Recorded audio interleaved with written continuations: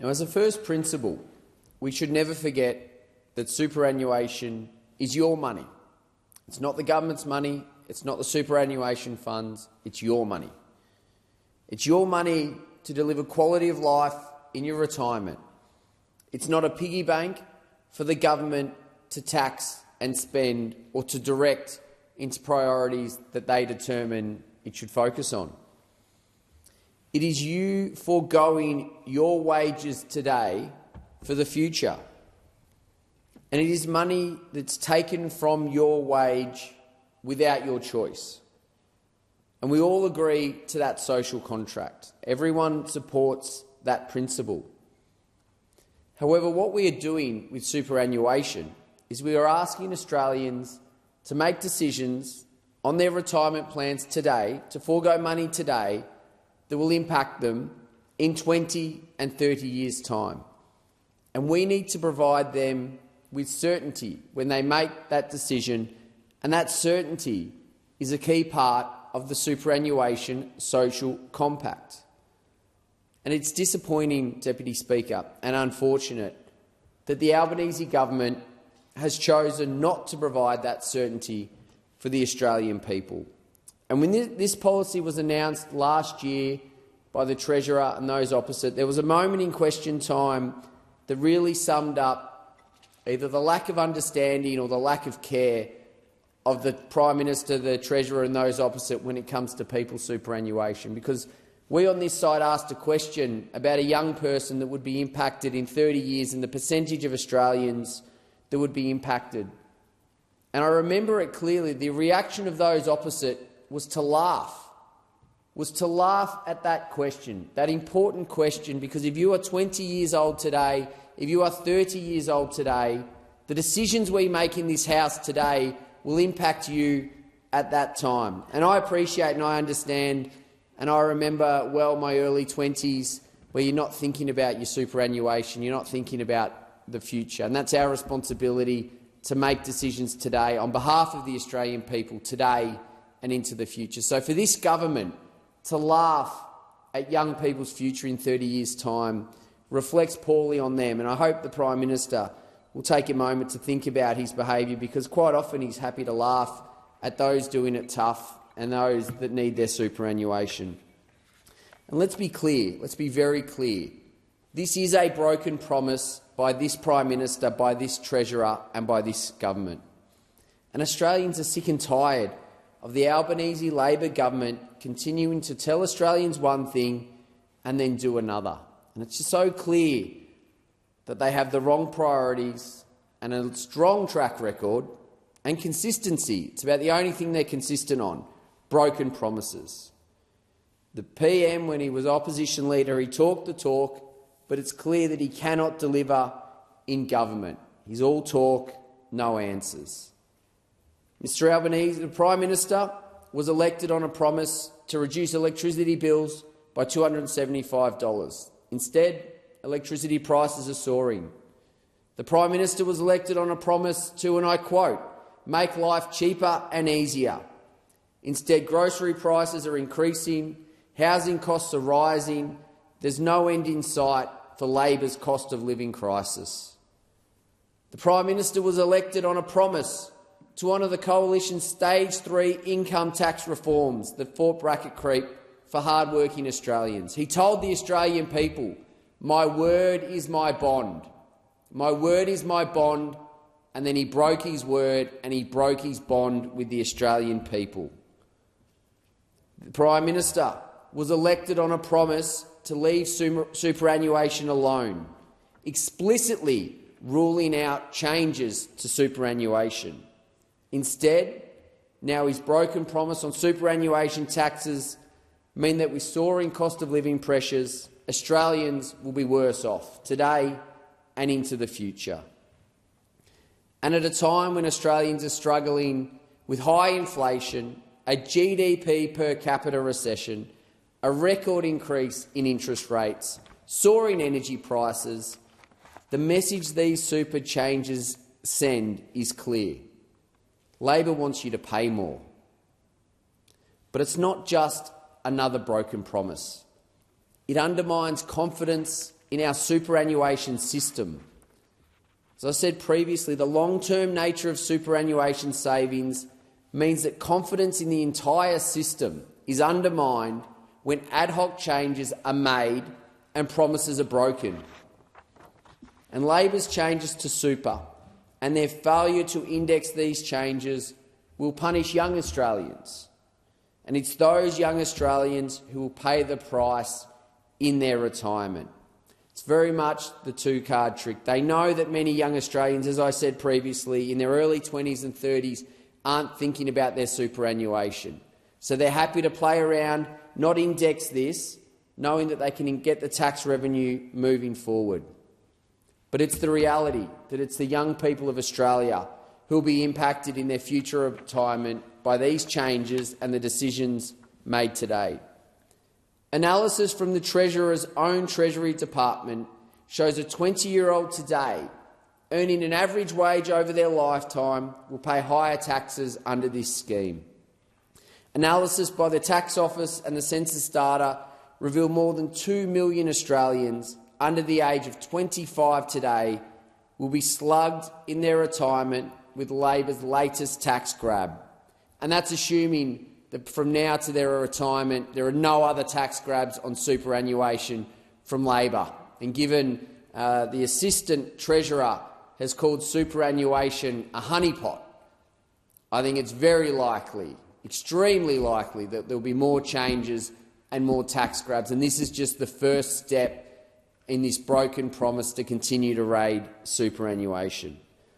And one of the submissions on this draft bill around the lack of indexation was from Australian Super, and they said, and I quote, "Indexation of the threshold at which the measure applies would lead to greater certainty and promote stability and confidence in the system.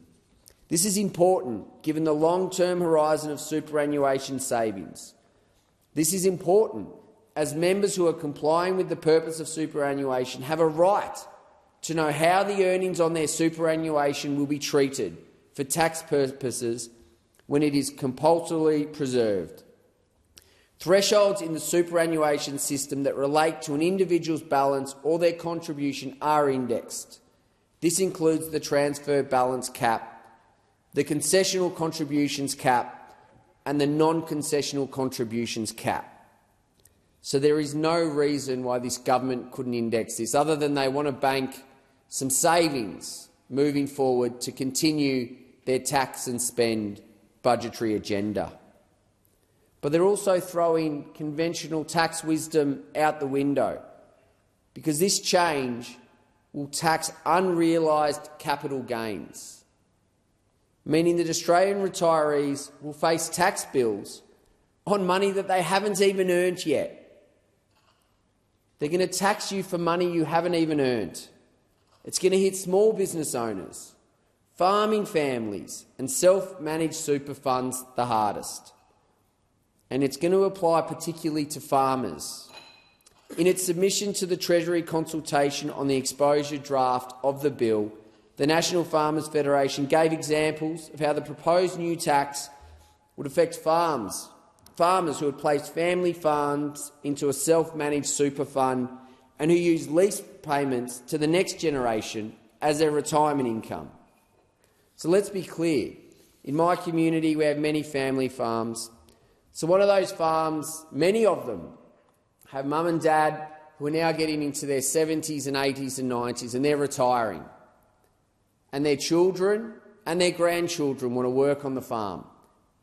But that money required to buy the land isn't practical for anyone. So they'll put the farm into the superannuation fund to look after mum and dad and rightly pay a lease, a commercial lease, to fund their retirement. Makes a lot of sense. So sensible, it allows generational change for farming.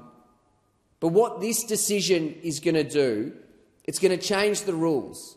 And it's going to say to a family farm in my community and many communities across the country, if your farm is worth $2.8 million in land value today, and then it goes up next year to $3.2 million. $3.2 million, and that's a paper value. It's not money in the bank. It's not a realised asset. It's a paper asset.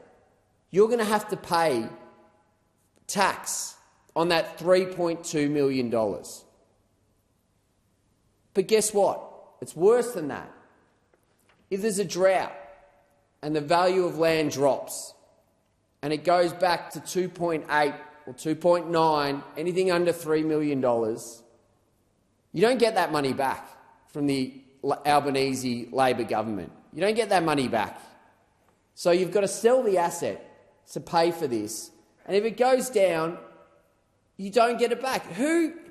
How can any of those opposite think it's fair-minded to do that? Are they so out of touch with the Australian people?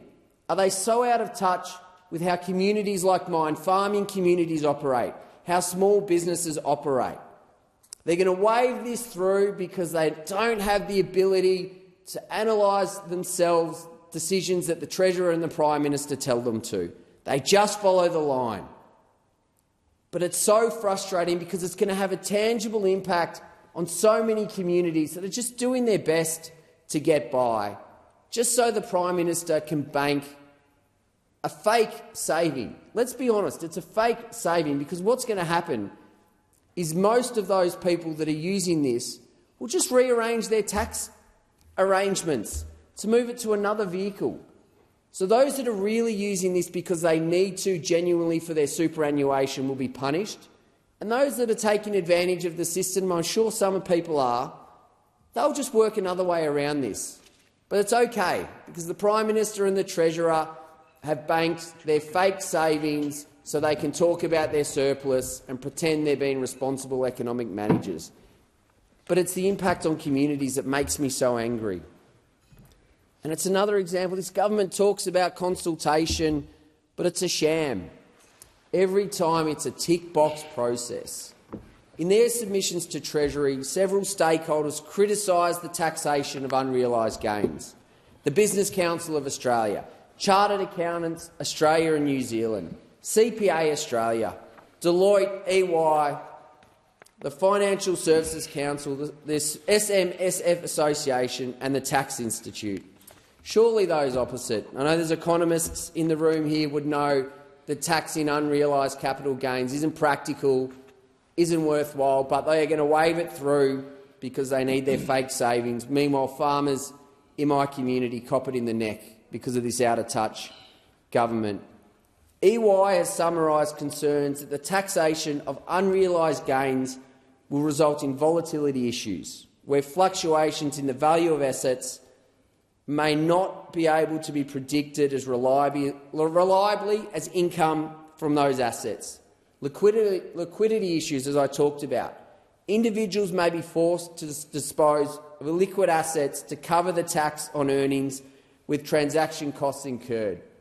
But in many cases, these assets are the family farm, where people live. These are people's homes, these are people's small businesses that those opposite are telling them they need to sell because of a paper gain. And poor fund outcomes, the timing of the disposal to realise assets in time to meet the tax due may adversely impact the value of the fund, and the increased tax calculated on a year-by-year basis compared the tax to the ultimate gain on disposal. As I said, to be clear, this legislation will force people to sell their assets based on paper profits, and it's a disgrace.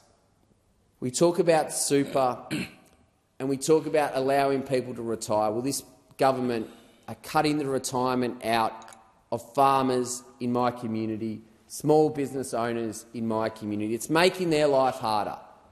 But those opposite, economists, know that it's not practical to tax unrealised capital gains, but they'll wave it through, they'll support their Treasurer, they'll support their Prime Minister because they don't want to rock the boat. Let's be clear. Let's be really clear about this, Deputy Speaker. The Treasurer is making these changes so he can get some paper savings in the budget and he can spend it somewhere else. And we all know that those paper savings are not going to be delivered because people will change their tax arrangements. But those opposite are prepared to throw Australian farmers, Australian small business owners under the bus for their own needs. And if they've got two options. They're either out of touch or they don't care. and both reasons are an absolute disgrace.